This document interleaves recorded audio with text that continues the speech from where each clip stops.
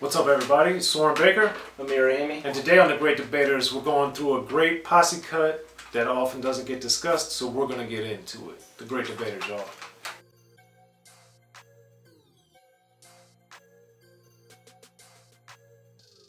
Alright, Amir, so we've talked about a lot of top threes lately, but this time what I want to do is talk about the best verse on N.W.A's Parental Discretion Iz Advised. This is a song, like everything on Straight Outta Compton, I think is great, but this is a song that I think doesn't get a lot of discussion, and it's the intro to most people of the D.O.C, which for that reason alone it deserves to be mentioned in detail and discussed. Because some people, including myself, hadn't heard the N.W.A and the Posse album allegedly when it was released in '87. I heard this first, and then I got the N.W.A and the Posse album later. So this was actually my introduction to the D.O.C as a rapper, and then I got to hear him on the Feel It Fresh Crew stuff, which of course was actually recorded first, but anyway, that's that. So, Amir, for Parental Discretion Is Advised, what do you think with the first verse from the D.O.C? This is also my first time hearing the D.O.C too, so we're in the same boat there, which is rare. I feel like you usually are in complete order and I'm like catching up, so we're on more or less kind of the same playing field in that regard. D.O.C, man, I love this guy's voice and his flow a lot. Like we've talked about in other videos, particularly like when discussing like No One Can Do a Better album, I think his flow is remarkable in his voice. And he's also not from California, so maybe that I'm sure it definitely does influence that, but for some reason I really like his cadence and everything about it. So hearing D.O.C just coming off to start it is amazing, whereas in other posse cuts like the grand finale, he finishes it. So I like how this is kind of different. And D.O.C is just, I think if I recall, he has like one of the shorter verses on the song too. And it's funny because, in my opinion, I think he has one of the stronger verses. It's just so potent. And the D.O.C is just like the fact that they put him on this track where we get Ren, Easy, Cube, Dre. I'm happy D.O.C was also in this. We get 5 very talented verses, and this one starts off very well. So, D.O.C, man, big shout out. I agree. D.O.C with his own version of Lyrics of Fury, kicking it off strong here. And it was just a great intro to the song, and for me as a kid listening to it, I had no idea who he was, what was going on. I was just like, what is this other voice? Who is this guy? And that really got me excited to hear what the D.O.C was going to be coming with. And then, of course, he had a phenomenal, and still has a phenomenal career, and it's just great that he is immortalized on this song before he leads into Dr. Dre. And Dr. Dre coming in with the second verse, as I've said before, I think people forget that Dre is a great rapper and great at enunciation and great at flow and great with his forcefulness and great with his style. Because he is the best rap producer, it's just he gets overlooked for being a potent and far way above average rapper. Oh yeah. And it's this is another great example because we have people like Ice Cube and D.O.C and MC Ren who are looked at as great rappers, and the Dr. Dre performance, verse, lyrics, everything is of the caliber of all the rest of them when he's right beside him on a song like this where it's a lyrical exercise. So to me, Dr. Dre, as usual, just demolishes this song as well. Yeah, and to touch upon that too, I think they is just such an intelligent group. I think that they really know that the weapons they have at hand, and they know that just putting every single person on a song doesn't make it special. If you have like, in this case, we have 13 songs on Straight Outta Compton.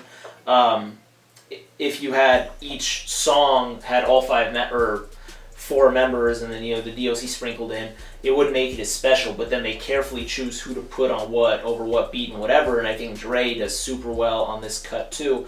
And also his flow where he's like psycho, like no other motherfucker, so step to me wrong. So it's like he knows, like he said, he's like Soren said, he's a great rapper and he's a great producer, so he knows what sounds great where and why and whatever and what instrumental to have and effects. So I think Dre does very well in this song too, and his flow is excellent in the lyrics that he wrote and other members wrote too. Great too. And then we get to Ren. one of the most underrated rappers of all time, MC Ren, and one of my favorites, of course. Shout out to MC Ren as always. But Ren just comes through like, I'd say the D.O.C and Dre are doing it, but then Ren comes through like he's got a machine gun and just like annihilates it. And he's got so many punchlines and witty wordplay, and he's like going faster, I think, than them really. And it's like he just shows why he's the ruthless villain, man. He's just an amazing, great rapper that is adept at writing a story, as he shows throughout N.W.A. He's great at doing freestyle type of rhymes, braggadocio, like he does here. He's good at doing them fast. He's good at doing them slow. He's good at doing them without profanity. He's doing them with profanity. He can write a song about sex. MC Ren is phenomenal, man. You all need to pay more attention and listen to more of his music as a solo artist in particular. So when it comes to power and power steering, it's like he's so good, man. And if there was a trophy involved, win it. He's saying this with such confidence. Like, this is just, man.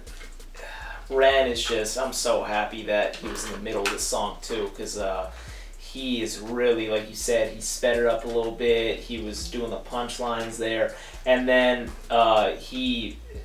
it's just like, I love how there's not even like a chorus to separate these people. They're just letting them all go. Right. We get Doc, we get Dre, we get Ren, and then Ren sets it up perfectly for Cube on the next verse, which Cube, it's all interesting too, because for some reason I think the way that all their voices are and the way it's going, like from D.O.C to Dre, etc., I don't know why. I think just the difference in their voices too is adding just even more flavor to this song. And I think Cube's voice is just so different from Ren's, the way it goes, and then just the way he starts off his verse is slower. I mean, what is known as a bandit, he got handed to, it's just so different. And then he goes and he's talking about what he's talking about just so effortlessly, and then he's talking about, rattlesnakes, and Cube's verse is very strong as well, and just the things he's saying too. It's and it's interesting too how they all kind of have different approaches to what they're saying, and then we'll touch upon that on Eazy's verse, I'm sure. But I want to hear what Soren thinks of the Cube verse. Well, the "Get me mad like a snake and then my tail rattles" is my favorite line of Cube's.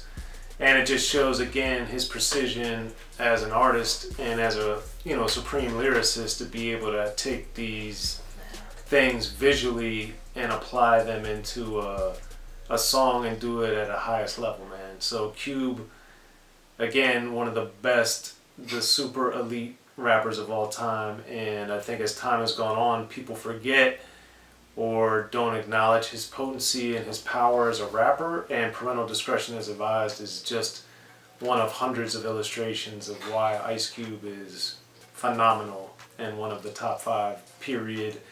Dead, alive, East Coast, West Coast, doesn't matter what it is. Like, Cube is that guy. I thank you. Yes.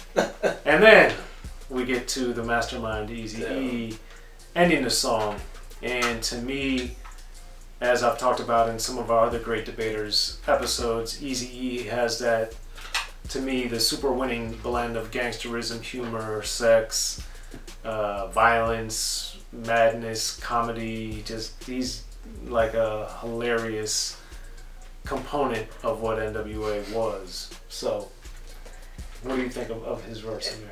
And yeah, like, you know, we get Cube with his formula, we get Dre with what he's saying, Ren, whatever, and then Eazy takes like a whole different approach where he brings in like the sex aspect of it for whatever reason, you know, and it fits in with the Parental Discretion Iz Advised theme and just Eazy being who he is, but he has like the interesting imagery of rubbing the legs like a cricket. Like, what the hell? Like, he's funny, man. And then if you can deal with the size, but if you can't, Parental Discretion Iz Advised. Like, no one's laughing in the song. Like, there's no like ad libs of people laughing or him chuckling. Like, he's being straight, but it's like it makes the listener laugh. Like, they're not trying too hard. It's just there, and you take it how you take it. Right. And Eazy-E is just one of those people, man. One of the funniest people in rap. Even if he's not trying to be, he's just being himself. And Eazy-E, like, his verse is so different, but it's so good. And then also one thing to shout out is like after him there's still like a minute left of the song, and then you get the instrumental building up a little bit, you hear more of a breakdown, you hear the advise, right. You know, and you hear all that, so I think that is also very special. And just because the verses are over, the song ain't over. So it ain't over. It ain't over, so exactly. So until he says shut up, my God. Dude, and that's Juicy J. And that's another thing that's been sampled many times and just borrowed many times. But picking a favorite verse, man, I assume that's the next question at hand. So it's not an easy one, really, and I don't really care what you guys choose. Like in the comments section, choose whatever you like because they're all great. For me, I'm going with Cube. You know, it was tough because like in our grand finale video that we had done, for me too, I thought everyone had just amazing verses, but it was like I picked the D.O.C. I like the D.O.C's verse the best there, and here I'm choosing Cube, and it just shows that anyone can get it. You know what I mean? Like they're all so potent, and they're all in the studio writing these things together, bouncing ideas off each other. I think I like Cube's approach slightly the best. I think just his voice as well over the production and the way he came in when Ren passed him the baton, I thought was also just so effortless. I'm going with Cube on this, but it's a dude.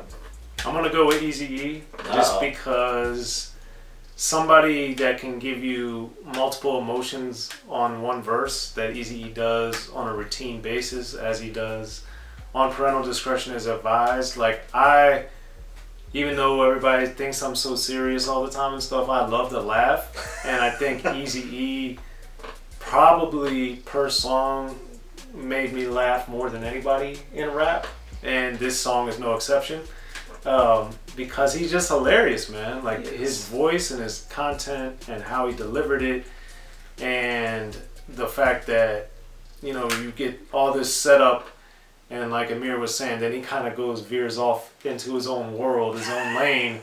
Lyrically, it was just amazing to me, and I just always laugh and smile and think fondly of this song because of how great the guys set it up, and then Eazy-E just does what he does at the end, which really doesn't have much to do with a lot of the rest of the song as far as just lyrical gymnastics, but he does it in the way that he did it, which involved a lot of funny sex stuff as well as violence and everything else. So anyway, that's my pick, and you guys got Amir's pick, but what do you guys think? What's the best verse on N.W.A.'s Parental Discretion Iz Advised? Hit us up in the comments section. Be sure to like, subscribe, and share to both Unique Access Entertainment and to Rappin and Snackin. Hit us up. The good people at our sites will hit you back. And we appreciate you guys' support as always, y'all. The Great Debaters. I'm Soren Baker. Amir, Rahimi. Parental Discretion Iz Advised. Be sure to check out the history of gangster rap by Soren Baker. He's official. History of Gangster Rap features exclusive interviews with Ice-T, Snoop Dogg, MC Ren, the D.O.C, and dozens of others. The History of Gangster Rap, a definitive look at how Los Angeles changed rap forever. In Los Angeles, the streets definitely set the tone of the hip-hop music. At 19, I got a $50,000 car. My whole angle always was, I'll be street, but I will always tell you the horrors that go along with this life. There will be penalties and casualties for just wearing the wrong color in somebody's neighborhood. And once gangster rap made it from the streets to the TV, the genre exploded. With Fab 5 on Your MTV Raps with N.W.A. Yo MTV, it just catapulted us from being local heroes to national gangbang rappers. The history of gangster rap discusses it all from 1980 up till today. It's always gonna be shit happening in the streets. You know what I mean? So it's always gonna be something to talk about. The history of gangster rap in stores now.